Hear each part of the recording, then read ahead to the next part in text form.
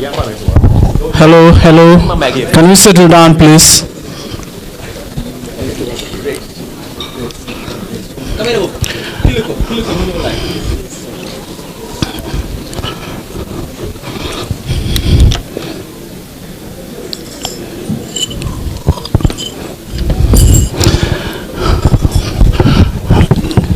So, throughout yesterday and the early part of today, we've been talking about core science and research, yeah? And the question is always, so what? I mean, what are the challenges to make sure that whatever findings that researchers are getting is translated into policies, programs, and influence that in people's lives? So we've got a session on research, what we call research to policy in planetary health. Okay, so that was meant to be the first panel discussion session where it was meant to be engaging. We've got a number of experts to come and talk in the area, and then gives an opportunity for the audience to interact with them. The second part of it is to expose the area of funding in a way that those who know where money is can tell those who don't know where money is. So again, we've pulled a number of people together to have a panel conversation. Obviously, you then have an interaction as to the challenges. Sometimes the money is there, but there are rules and regulations that have become a little bit tough for people to access, and then we have a conversation in the area. Now, what we've done now in view of time is to combine the two sessions in one. So it will be a panel session on research to policy and funding. And for that, can I invite our panelists who have agreed to do this to come on stage, please. Dr. Desta Tarune is the WHO representative in the Gambia. I was just looking him up and I realized, wow, we can't have a better person than this. He worked at the technical and senior management positions in his country before joining WHO in 2001. Since then, he has been working in Namibia for over 16 years at different technical positions supporting the government of Namibia in addressing major public health challenges, including communicable and non-communicable diseases, as well as strengthening the health emergency preparedness and response and international health regulations core capabilities. So we can't have a better person than that. The next person is Dr. Kun Peters. He has been collaborating with the MRC for quite a while, works at the Unit of Medical Anthropology at ITM. I was just checking up and I realized he has projects in 11 countries spread around the world. Then I was trying to make sure that we have a Gambian on this panel. And I says, and somebody said, "You don't know Bubu Pate Jallow?" I said, "No." He said, "There is no better person than that in the Gambia. He's the guru." Then I went to another meeting and somebody told me, "This is a guy who trained all of us. When he started working in climate change, nobody even knew what the issue was." And then I then had to take the phone, call him up. And I said, "Fantastic, I'll be there. Please put your hands together for Bubu Pate Jallow." We were looking for funding and we thought we struggle, okay? And somehow an institution appeared from somewhere. So the Children's International Fund Foundation decided to fund all the people from West Africa. Most of those people you see here presenting their work are all funded by the Children's International Fund Foundation. They are ably represented here by Tariku Boganle.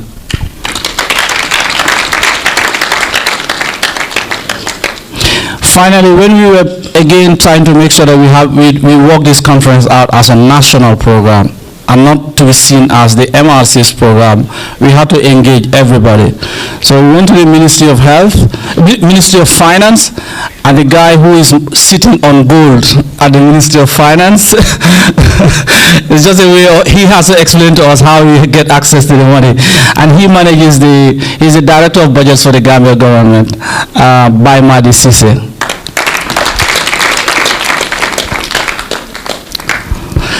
Then the session is going to be chaired by Sir Andy Haynes and our own Joan Vivas Thomas, Director of Operations. Can I hand over to them, please? Thanks. So let me just be a bit dictatorial now. Good. We have, it is about 12:30. Yeah. I was telling by Madi that you will have 5 minutes, and he literally was gonna scuff the air out of me. So if you go up to 1:15 and we close the session, then we do the closing ceremony for another 15 minutes. Okay. Okay. Thank you very much. Do you want to come? Yeah. So thanks very much, and obviously we need to move quite quickly, but I'm very keen to try to tap into the expertise of the panelists. So let me ask them to start off by maybe making a few minutes introduction about what they see as the kind of 1 or 2 top priorities or issues they want to communicate to the audience, and then hopefully we'll have time for some interaction with ourselves and hopefully also with the audience too, but we have to finish strictly at 1:15. So shall I pass the mic first of all to yourself, or I think there's one right next to you as well, there should be, yeah. So if you want to start off with a few remarks or what you see as the key issues arising from the conference. Thank you. Thank you very much, Mr. Chair. Good morning, ladies and gentlemen, members of the press. My name is Baimari Sise. I'm the Director of Budget, Ministry of Finance and Economic Affairs. I'm also the NDA, which is a National Designated Authority to the Green Climate Fund. Today, I would like my presentation to be divided into 3 components. First, I would like to talk about climate finance in general.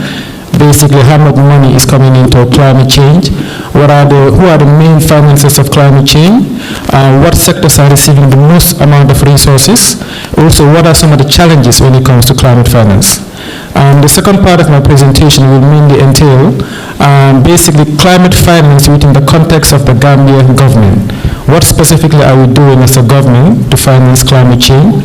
What is coming from the donors, and also what is coming from government, and what is our challenge as a government?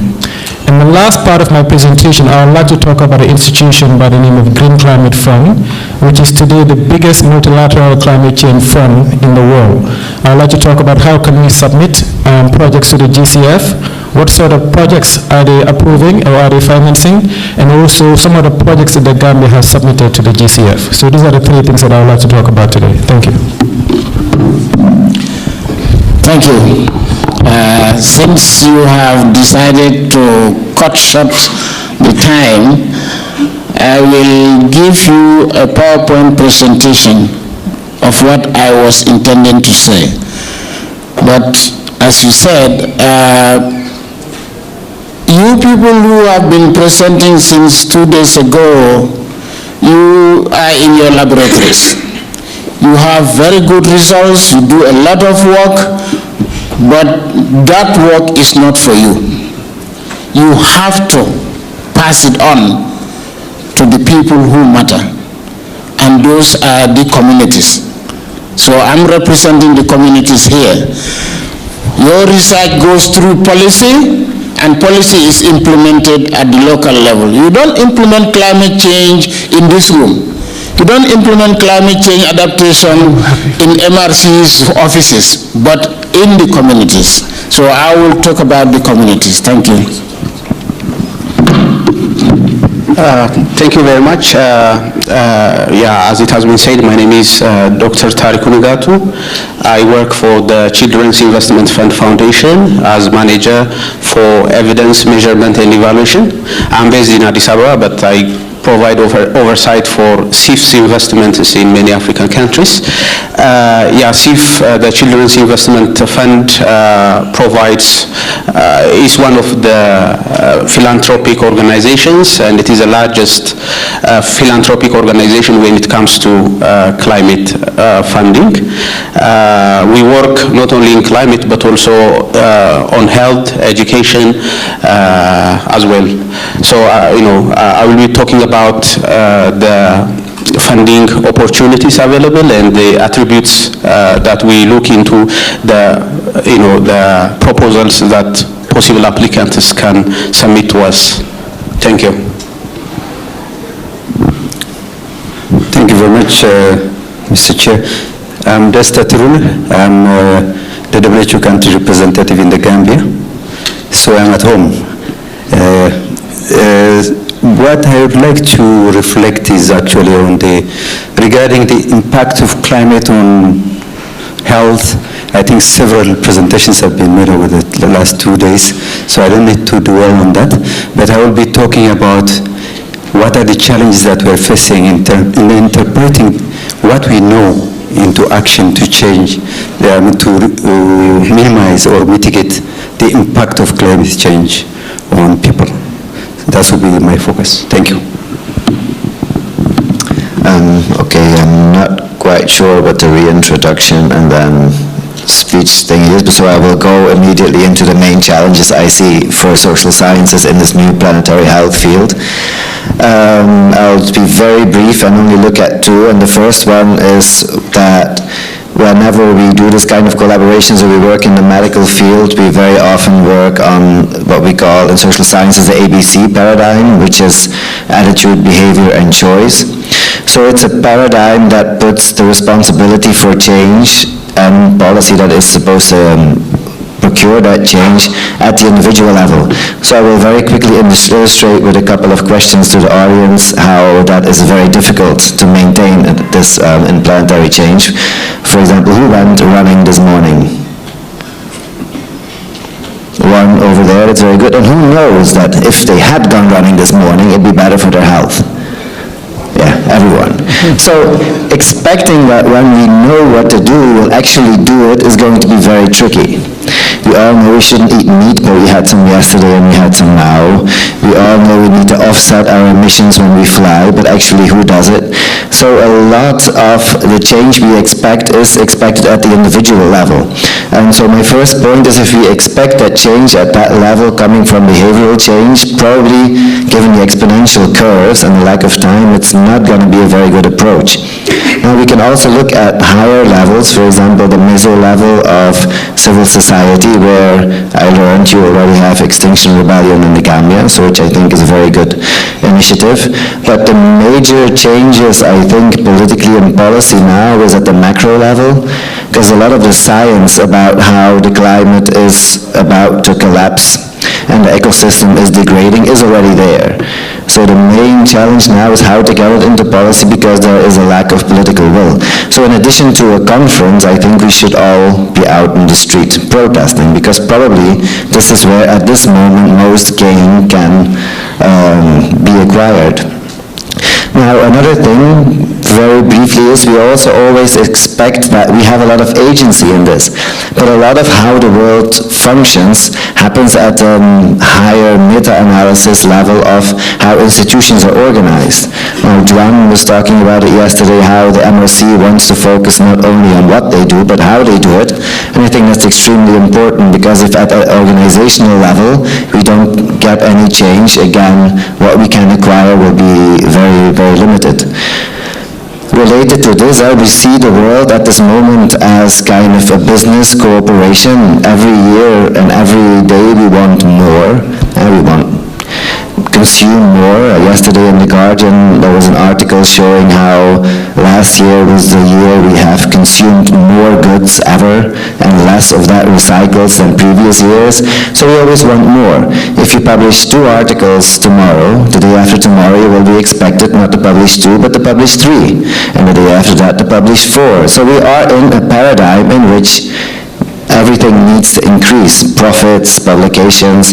That's not very sustainable. So we need new ways to look at the world. Now last, and then I will stop, interdisciplinary collaboration. Everybody in the room agrees. Because obviously the collapse of the ecosystem is not a disease. Yeah. It's not a medical problem really. And it'd be nice to find solutions that go beyond documenting how we're all going to die from one or the other disease if the climate changed more.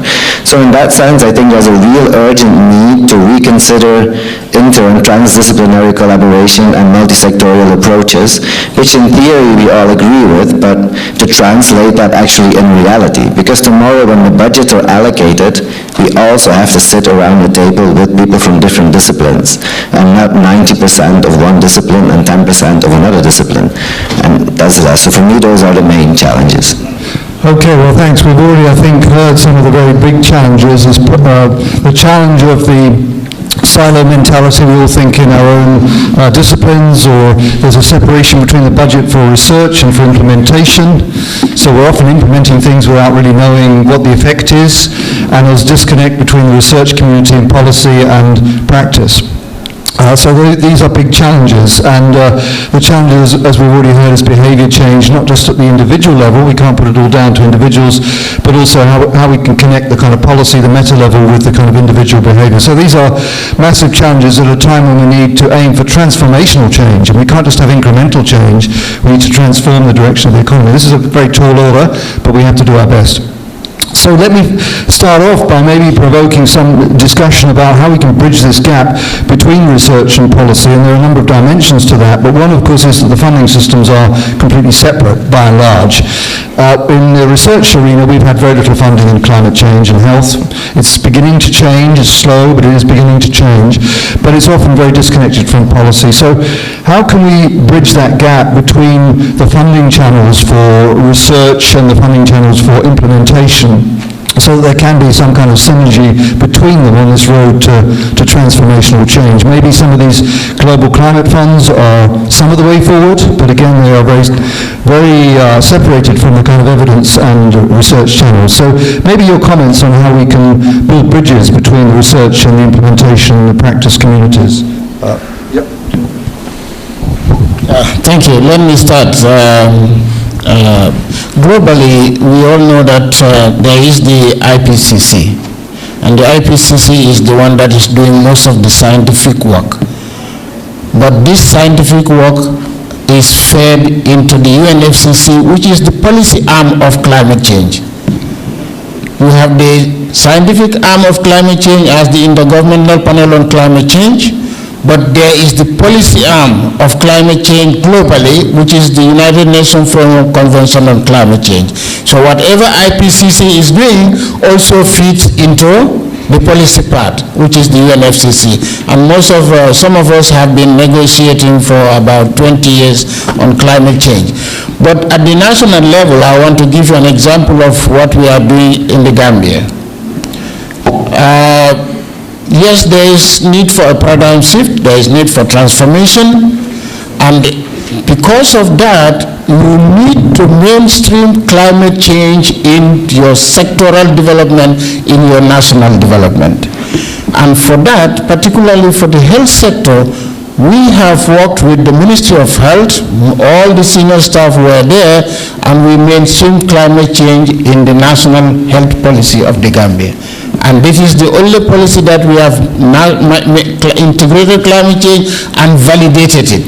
But we have also integrated climate change in the agriculture and natural resources policy. We have integrated climate change in the forest policy. We have integrated climate change in the fisheries strategy and action plan. And recently we integrated climate change in the Rural Development Institute curriculum and the National School of Forestry curriculum. And we are going to continue to integrate climate change in as many sectors as possible.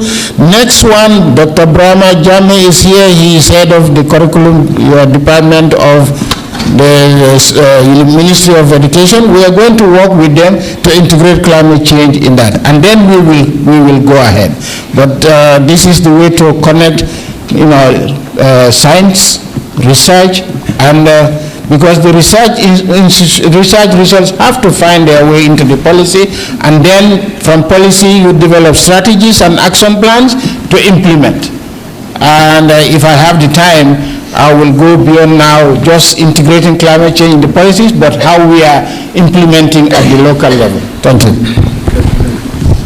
So maybe I can just turn to you, Baimadi Cisse, because you mentioned this possibility, the Gambian priorities, the Green Climate Fund, and I wanted to ask you whether there's an opportunity for research, for example, to work with you in terms of applications to the Green Climate Fund, strengthening some of the rationale behind those, but also linking it with health. We know that there's now a health advisor at the Green Climate Fund, who we actually know fairly well, and it may be that introducing more of a health element into some of these bids could help with successful funding applications, but I'd like your views on that.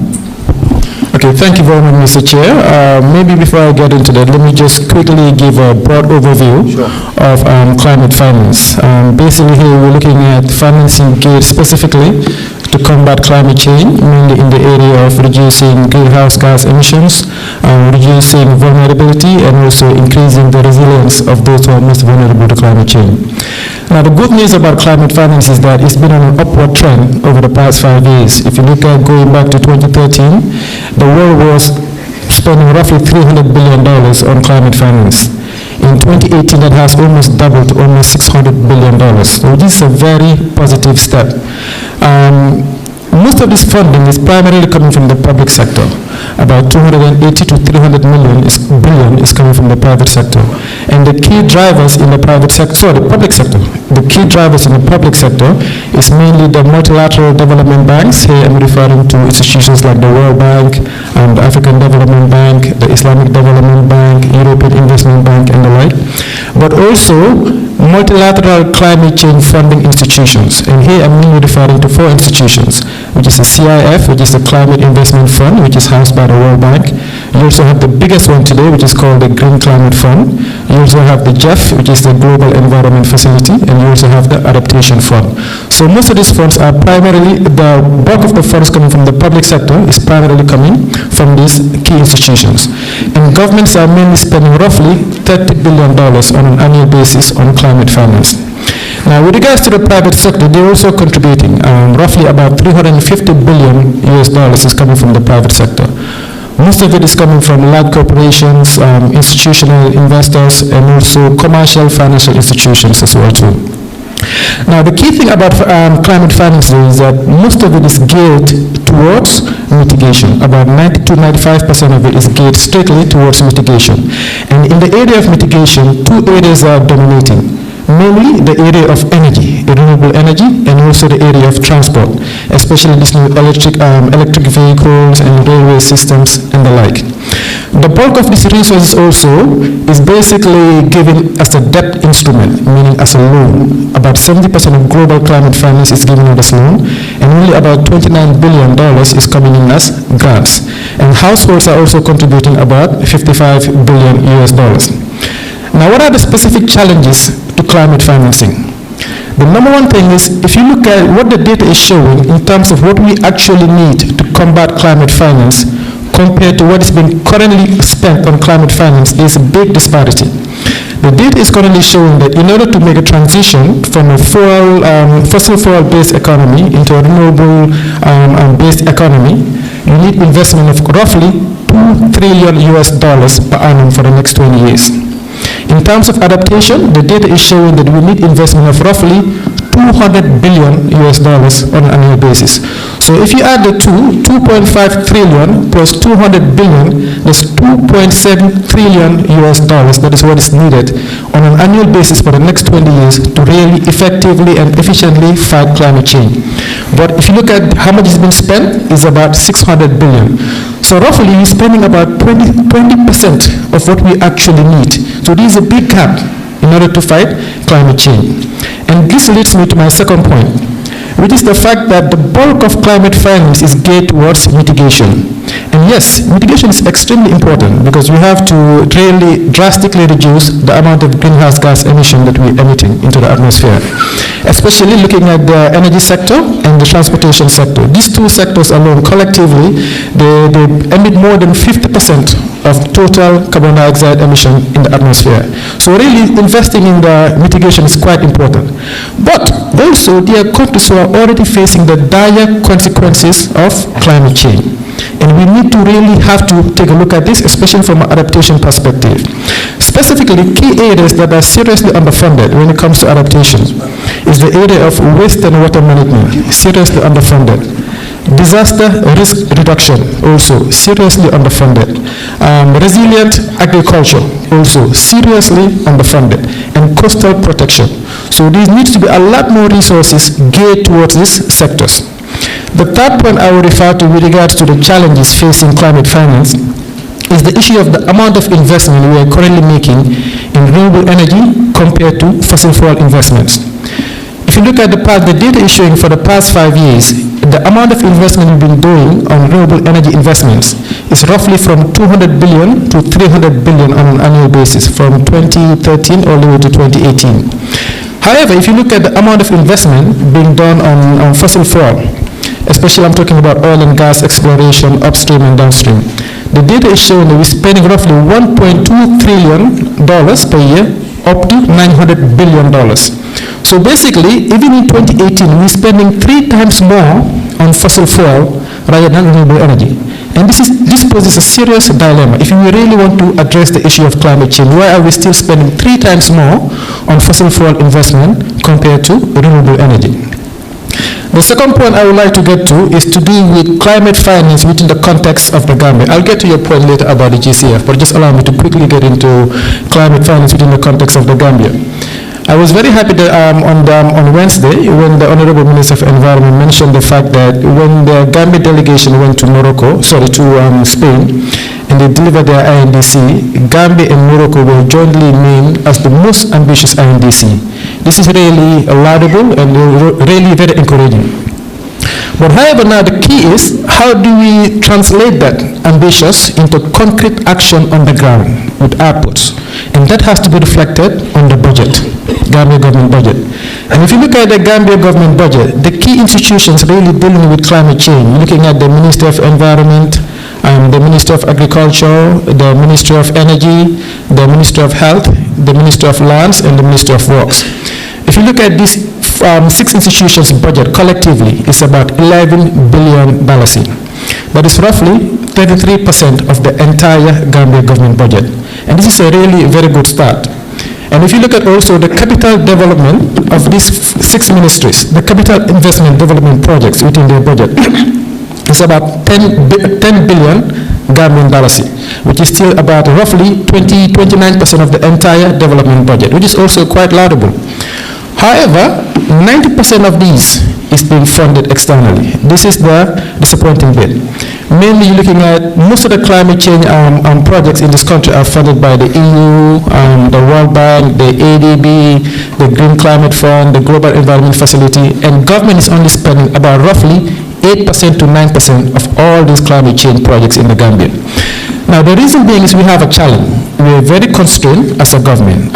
If you look at our global macroeconomic framework as a government, about $7.9 billion is going towards debt service. You also have about $4.4 billion going towards the personal emolument. So if you add these 2 components together, it's more than the entire projected revenues that is going to come from the GRA. So we're extremely constrained. But nevertheless, the Gambia government is also taking some prudent steps to fight climate change.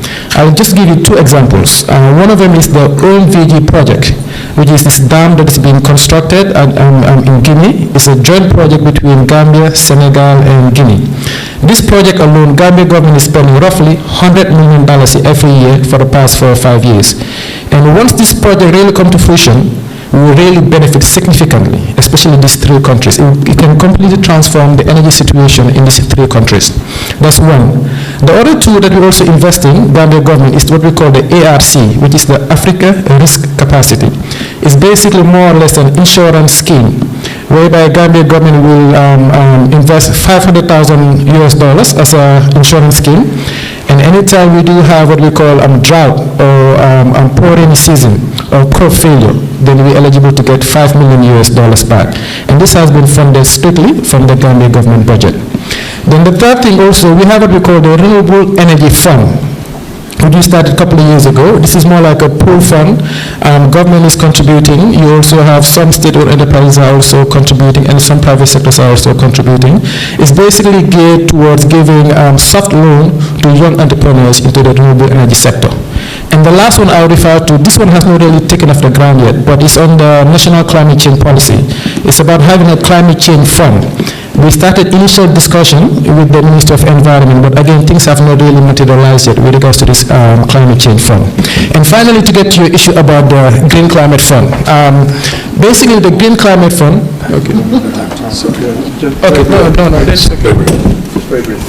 Okay, yeah, sorry, I'm running out of time. So with regards to the Green Climate Fund, okay, I'll skip everything. I'll just quickly mention what is my role in the GCF And quickly also, how can we submit projects to the GCF? My role as an NDA to the GCF basically comprises of 4 main things. I have to sensitize people about what is the GCF and how can they submit projects to the GCF. Number 2, I also have to give out what we call a no objection letter. That means anytime you want to submit a project, we have to review it with my team, make sure that it is in line with the 8 investment areas of the Green Climate Fund, and it's also in line with the Gambia Government National Development Plan. Then I can issue the no objection letter. The third thing I do, I also recommend institutions to be accredited with the GCF. Currently, we've nominated the Gambia Chamber of Commerce, GAMWorks, and GT Bank to be accredited with the GCF. And the fourth thing I do is basically I provide broad strategic overview on all GCF-related activities in the country. Quickly, with regards to the type of, can I go? I'm concerned with the time.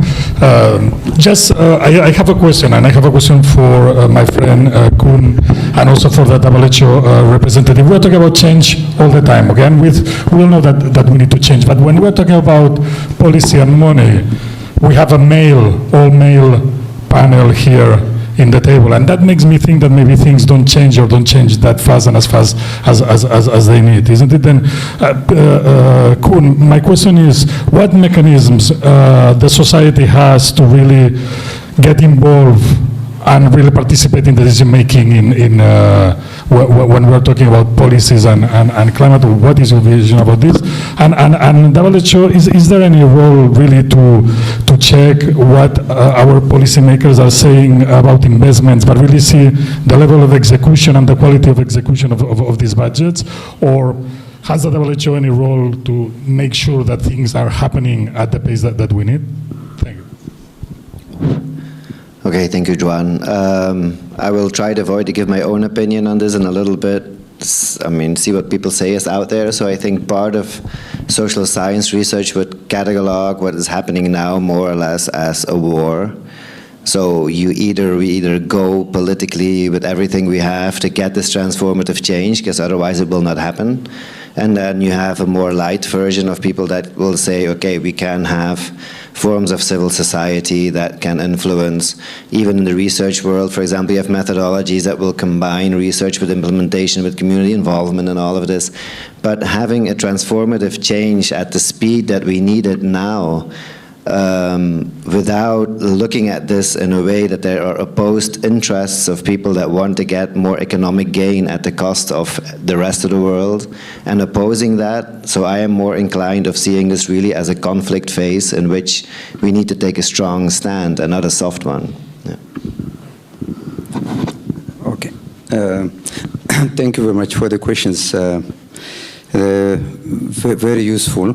How do we involve the community? How do we also help to improve the funding, particularly for climate change and health, particularly? Okay, let me just reflect a little bit from the findings of the study that was done by a survey that was done by WHO. It's a report that was produced in 2019, last year, and it was examining what's happening regarding climate change and health at country level. So 101 countries were surveyed.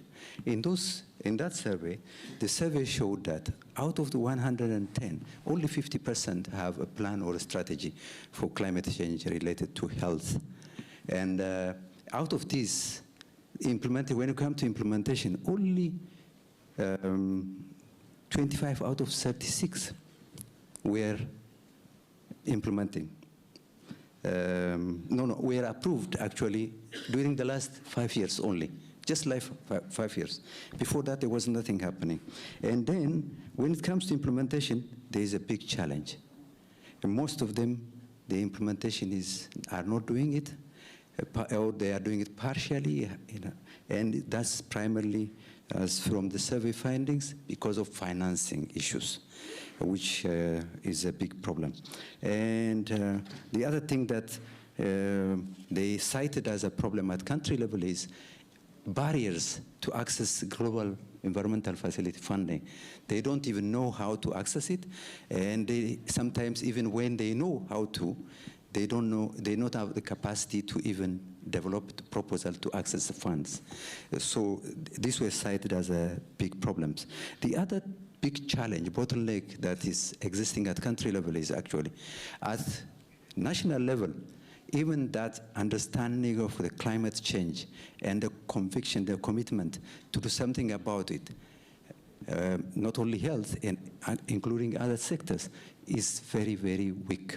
And there was actually, I can cite a few examples.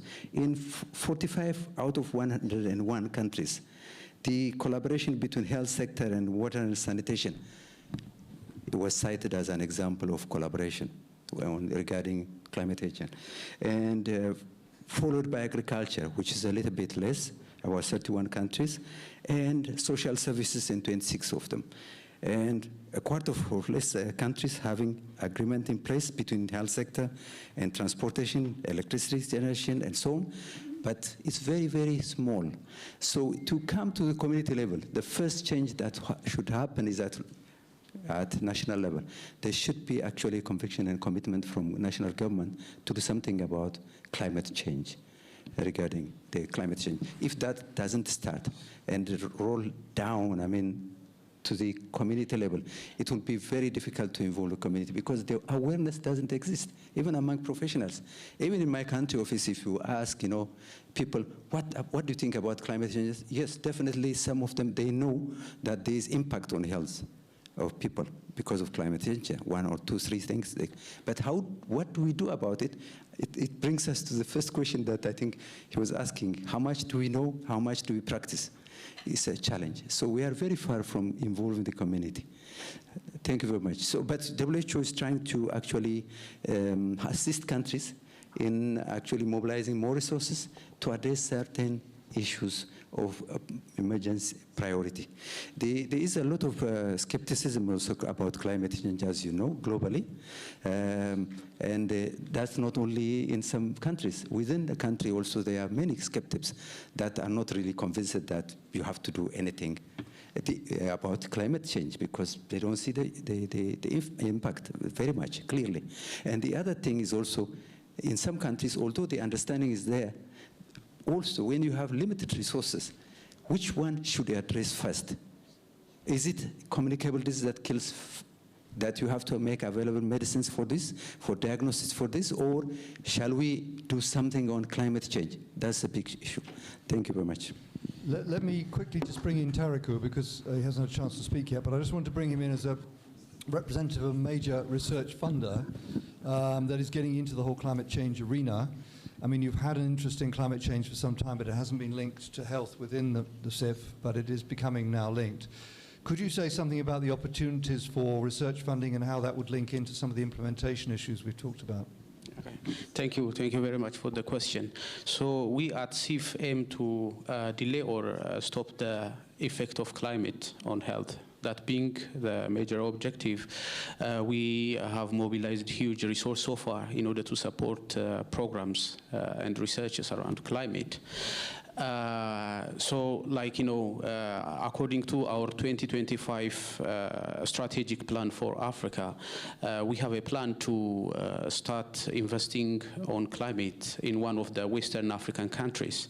And actually, this is an opportune moment because, like, we are developing the 2020 operational plan now. And if there are, there are certain attributes that we look into grant requesters, and if there are ideas around that, those will likely be having the opportunity to get that funding. I would like to mention those attributes that we look into when we get funding requesters. The first one is it has to be evidence-based. Like, the past 2 days I've been hearing people presenting on the challenges surrounding climate, and those kind of evidences need to be part of the proposal that interested applicants can submit to us. The second important attribute that we look into the funding, the grant requesters, is whether the idea has transformational impact. That is a very important aspect, particularly because a lot has been said around understanding the challenges surrounding climate. But in terms of, I have been trying to identify some of the presentations, only few presentations that tried to mention about solutions that were tried to mitigate the impact of climate on health. So, we usually aim at solutions or implementation researches or programs that are evidence-based and that have transformational impact. The third very key attribute we look into any grant request is cost efficiency. That's also a very important thing which we give particular attention to. So it needs to be cost conscious and cost efficient. And the other very important attribute is sustainability, scale and sustainability. That is also a very important attribute. So this is one of the most important areas that we look at, the many grant requests that are coming to us. And last but not least is whether there is relevant matrices and indicators embedded within the proposal for monitoring and evaluation. So these are very important attributes, and CIF has the plan already to provide support, particularly in Western African countries, any of them. This is also an opportune moment. We are developing our 2020 operational plan, and yeah, that's what I'd like to say. I think, Bubu Patajalo, you have a great deal of experience in kind of community-based adaptation and in linking the big policy issues to community action. Yes, thank you. If you look at the fifth assessment report of the IPCC, the health sector has one opportunity, very big, the biggest opportunity, and also big constraint. The biggest opportunity is the health sectors always have a very good policy. So what they need to do is integrate climate change into those policies, and we have achieved that in the Gambia. The major constraint is information. This is the IPCC global report. I'm not making it up, that the health sector has got problems with information. Either the information is generated and it does not get to the people who are concerned. Maybe that is, I don't know why the information, but in this country we have tried to go around that. And then what we have is what we call the Climate Change Early Warning Project, funded by Jeff. And we are able to generate information, generate data, and then get it down to the community level. And how do we do that? The meteorological and hydrological services that are responsible for weather, for example, they are the providers. We bought them a lot of equipment that they can use to collect data every 15 minutes in this country. And that information is also processed automatically, and then so the finished products can go to the community radios, to the national broadcasting services, and then to the communities where we have what we call radio listening groups and pilot site teams, because we gave them equipment to access internet and everything, so they can get the information as quickly as possible. So if we partner with the Ministry of Health, of course, the Ministry of Health has always been a good partner of the hydrological and meteorological service, and we can all share information, and they can also upload sometimes their health information surveillance on.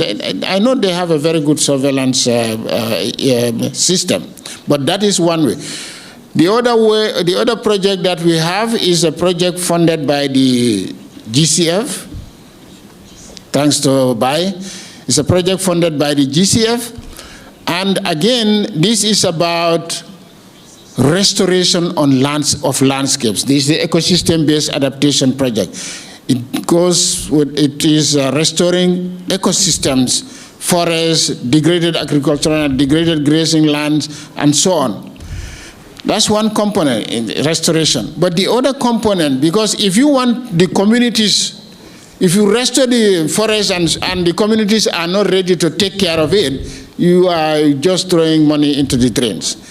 So what we are working towards is, and we have got a very good study that has already conducted, what are those natural resources, businesses that we can introduce to the communities, and the communities will definitely get income from the forest, from the degraded agricultural lands, for them to continue take caring of these forests. And we have got at least about 10 natural resources businesses. Beekeeping is one, very viable and financially, and there are a lot of market.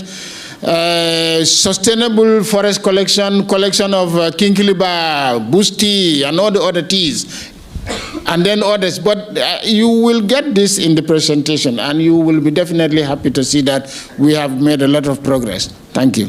Well, great. But this project has 50% male, 50% female. That is a condition, that's a target at the end of the project. Thank you. Okay, thanks very much. Look, we are running out of time, but I am just keen to allow maybe one or two very quick questions from the audience, then we'll just run down the panel for a final finish. So, quick questions, no long statements, please. Hi, thank you very much. I'm Fatu Amira Mambre from AfriCycle. I have a question for Mr. Cisse. So, as the GCF NDA, how open right now is the Gambia to new Green Climate Fund projects? Say I were to be lucky enough to land a meeting with you this week, how open, what is the climate like today? Thank you. Okay, let me take one more and then we'll finish. There's one at the back there. I think, oh, sorry, we've got Sue. Okay, well, very, very quick.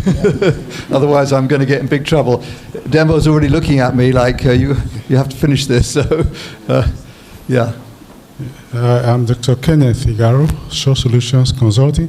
I have the question for the Director of Budgets and the other gentleman sitting this extreme, I think WHO. Yeah, the question is, you see, I want us to be educated on the arrangements that have been made to communicate the policies and the practices, you know, because Mr. Jallo talked about the dilemma of the Ministry of Health, educating the people, communicating your policies to people. What are you putting in place? Because when you talked about 5 ministries that were collaborating together, I did not hear Ministry of Education. You see, why I'm concerned about this is that one of the main agents of socialization is the school. Mm-hmm. It is easy to communicate facts, things through the schools to children, to the homes. I don't know why they are not put in the picture as a means to easily communicate and socialize, you know, with people, ideas, facts when it has to do with health and health policies. Okay, so I know, Umar, you've got your hand up as well. Is it 30 seconds, right? So please, just very quick. Oh, yeah.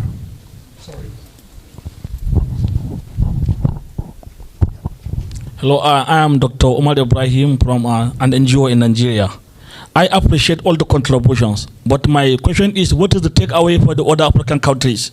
Because most of the talks here are centered on the Gambia. What are we taking home? Thank you very much.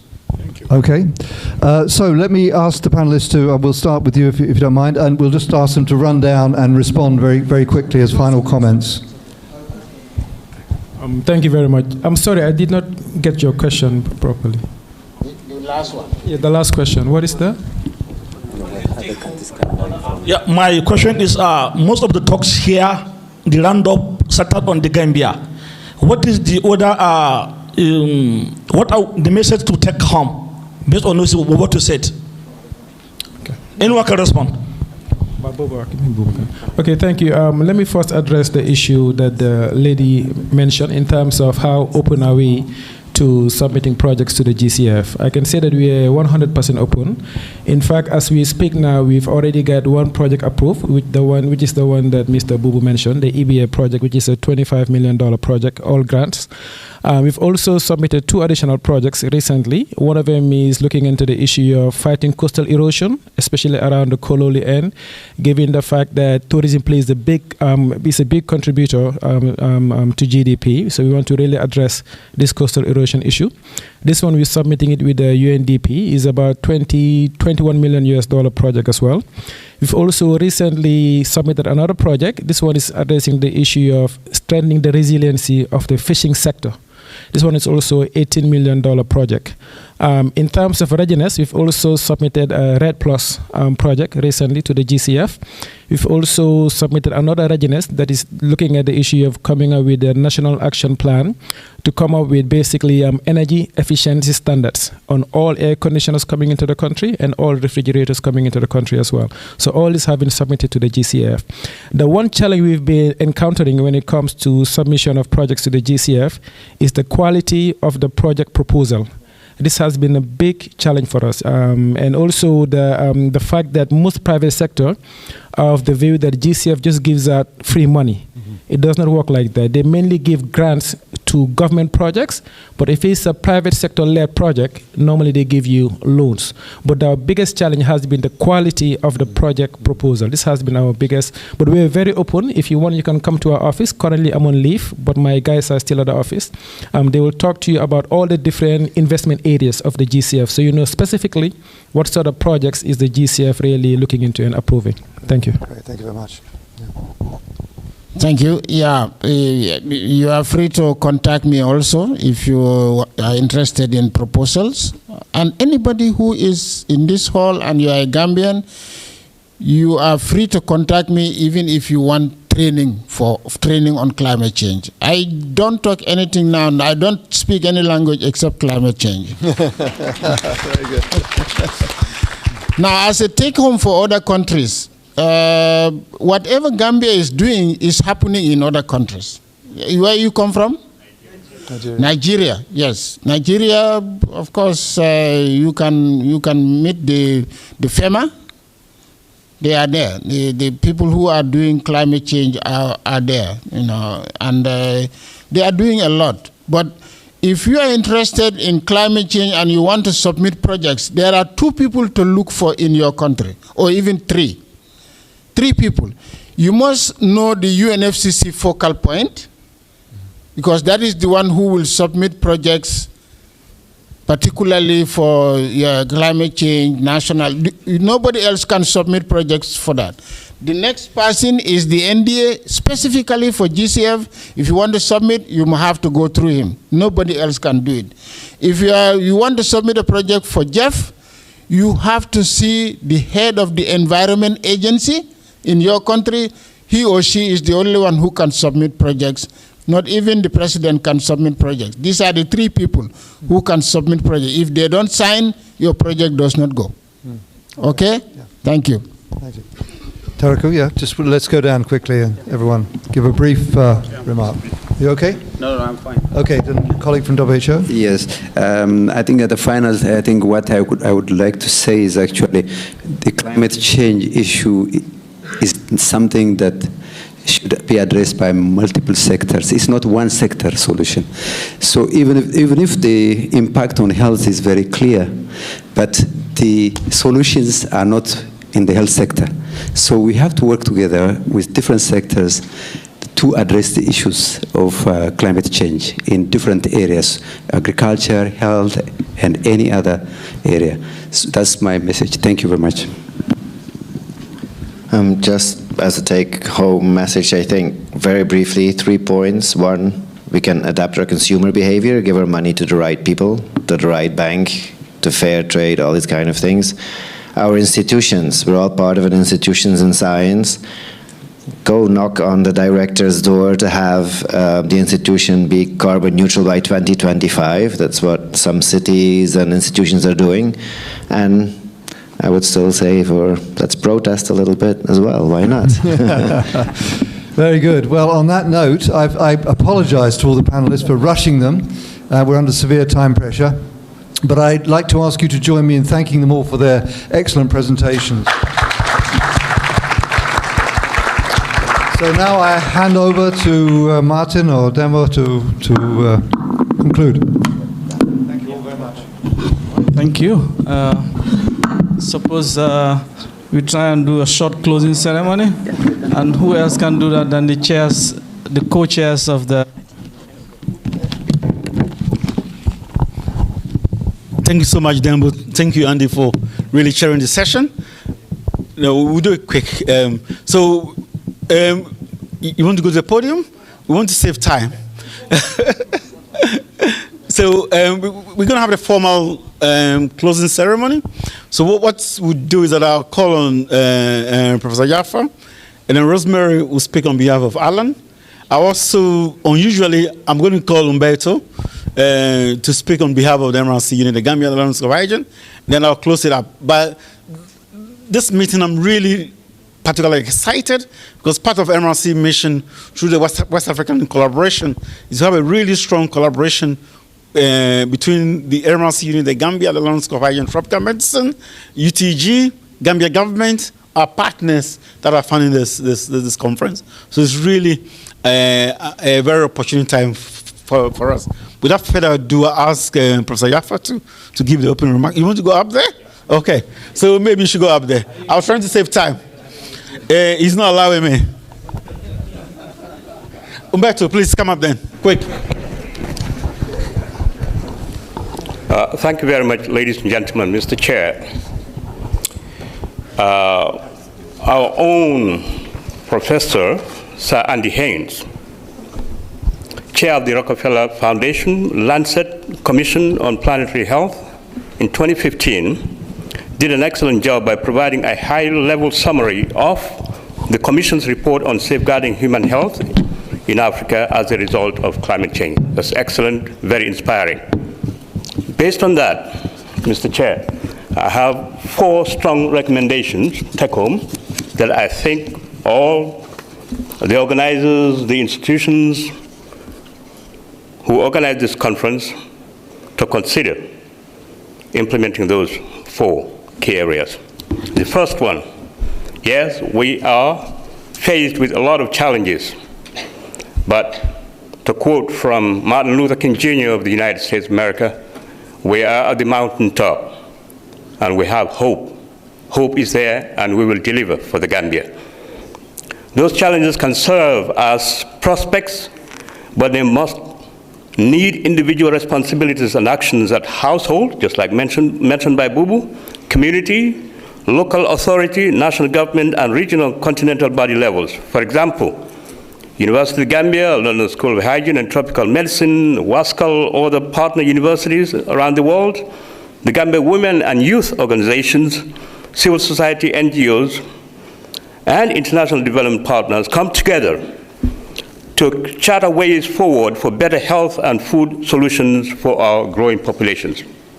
Number 2, develop a multi-layered action plan that would lead to developing and implementing a planetary health research agenda for the Gambia.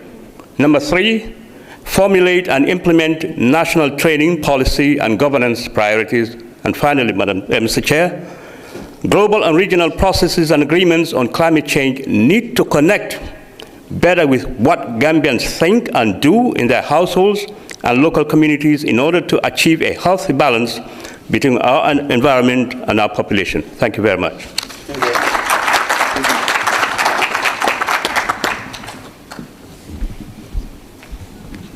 Good afternoon, everybody. I'm afraid that we've all been deprived this whole week of Alan's huge experience and enthusiasm and hair, but I will do my best to represent him. So here is his message for you. I apologise again that I was not able to be with you this week in person because of a knee injury that has kept me at home since the start of the year. But I have been with you in spirit and online.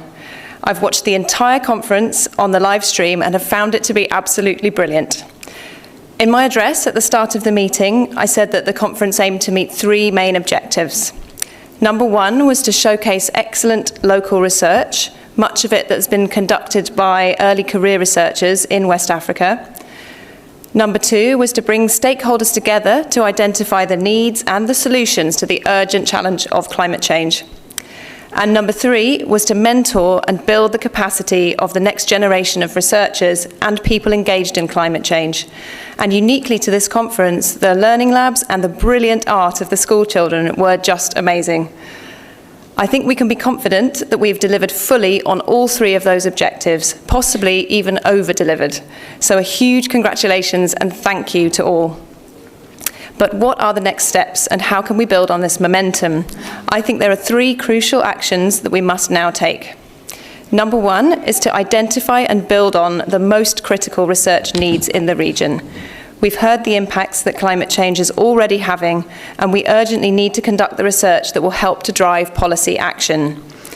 Having so generously and insightfully hosted this conference, I'm hopeful that the MRC Gambia will now initiate a major new body of research on planetary health, working with regional research partners.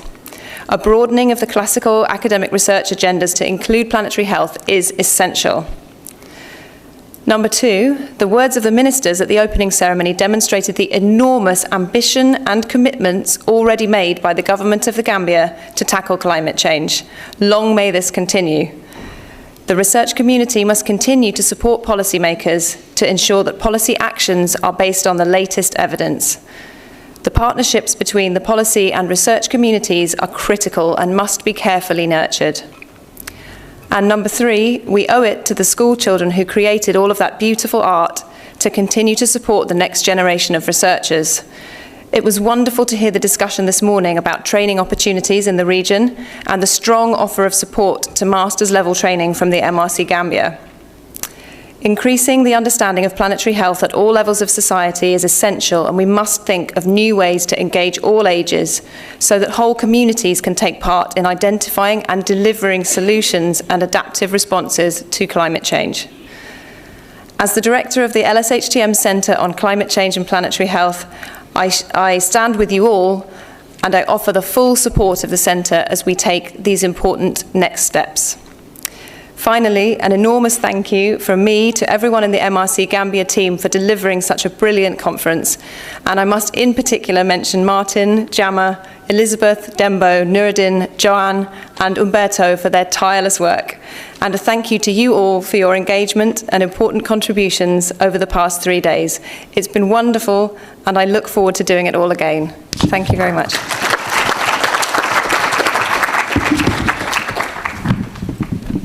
Thank you, Rosemary. Now, I have to do it formally now. This is a very emotional moment for me, being in the Gambia for so many years and also being a West African. This is the first time that such a conference has taken place in our sub-region, which is really important. And this wouldn't have been possible without my co-chair. So I really want to pay tribute to Siddharth Alan, who is not here, for helping to put together such a fantastic program. So thank you so much. And as you appreciate putting together such a fantastic scientific program, it's not done by one person, but we had a committee of scientific experts that helped to review the program that was put together, as well as the abstracts that were called to all of you. And I really want to thank all the scientific reviewers for going through the abstract. A lot of you will notice that some of these items were done at the last minute, but due to the time and commitment of the scientific committee, they were able to go to the abstract, and we selected those that were presented. So I really want to thank you so much. Secondly, this wouldn't have been possible without the LOC, so the local organizing committee.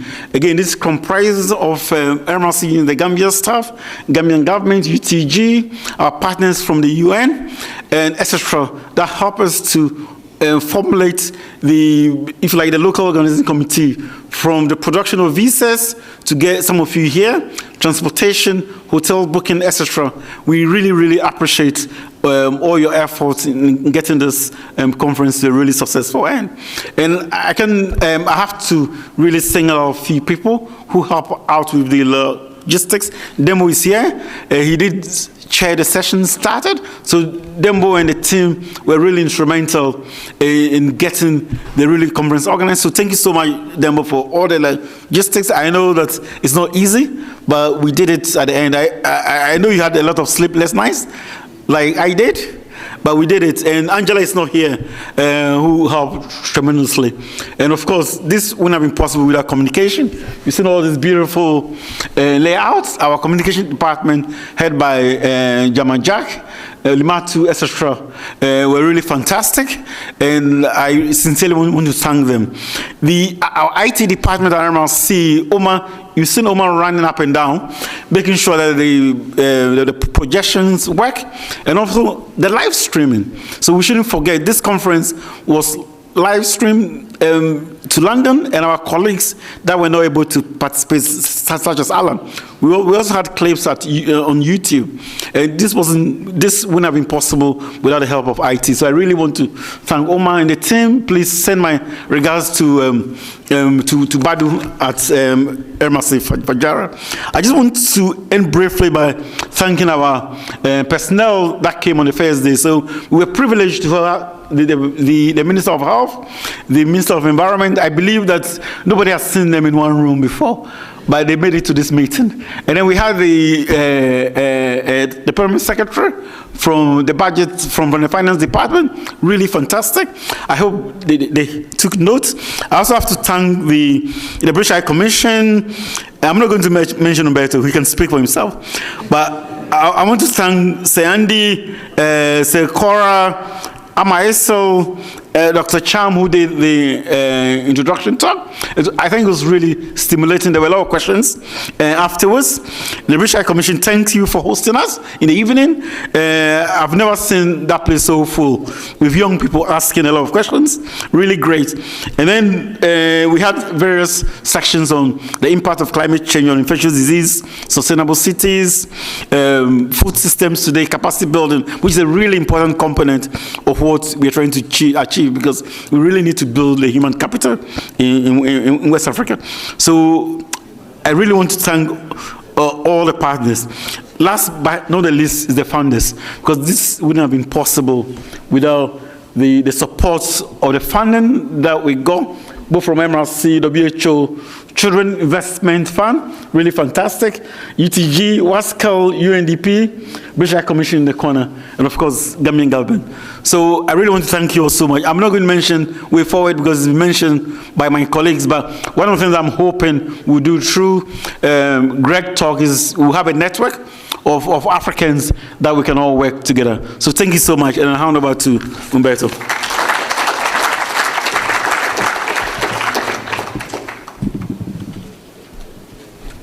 Thank you, Martin. You put me on the spot now, unexpectedly. I was not supposed to talk. No. Well, okay, so you have already done all the thanks, and I couldn't agree more on that. This has been a fantastic conference. We have the aspiration of, with our research, to help in improving the health of the local population in the Gambia, but also in sub-Saharan Africa. Our research is relevant for many other countries, not only the Gambia. And we are very much present to the communities. All our research results are communicated to the communities.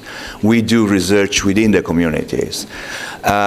So this conference was particularly important because it has shown how we can collaborate international research institution like the MRC unit, the Gambia, with the local institution like the University of the Gambia, the Gambian government, without too much formality. Some formality is important at sometimes, but sometimes it's also important to be informal and to interact in a way that, you know, ideas, exchange of ideas are possible, brainstorming, you know, what is most important, what are the priorities, and so on and so forth. So I think that spirit is going to continue. I hope the spirit is going to continue.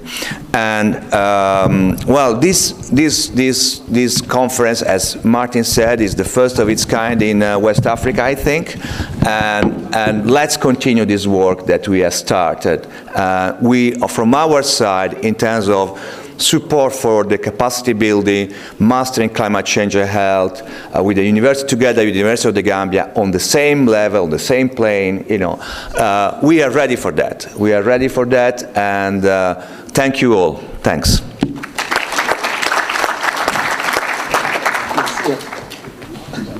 So sorry, we'll have a closing remarks from the University of the Gambia, UTG.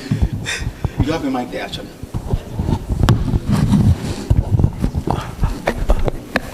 Well, Alberto, I've also been put on the spot.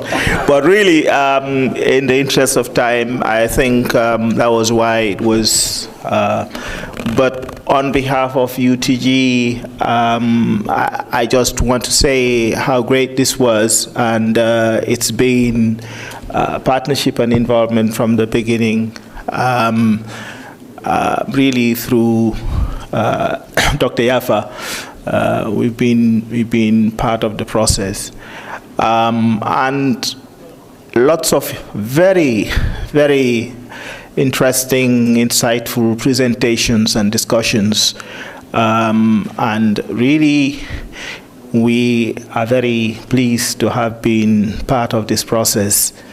And really the next steps for us would be to sustain and to follow up on the discussions, particularly with the capacity building elements that have been mentioned. Really, I want to thank Martin for insisting that I say something. But, time hasn't been easy for today. So we thank all of you for being so gracious with your time and ideas and experience and everything in terms of the topic, planetary health. Really, climate change has been a key element of most of the current discussions around the world and around health in particular, which is really perhaps nearer to home for us and the MRC. But as has been mentioned, this is a very multi-dimensional problem, and solutions can only be developed together from various perspectives, from various competencies, and from various contributions really around society.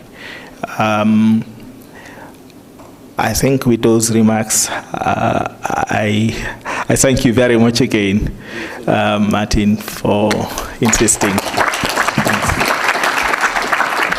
Thanks so much, Prof. So this is the end of the official meeting.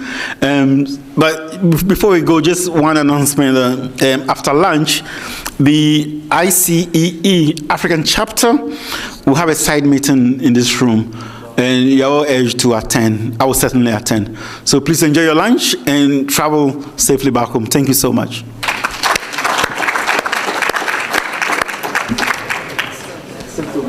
Sorry, I convinced you. Sorry. But no, it's important.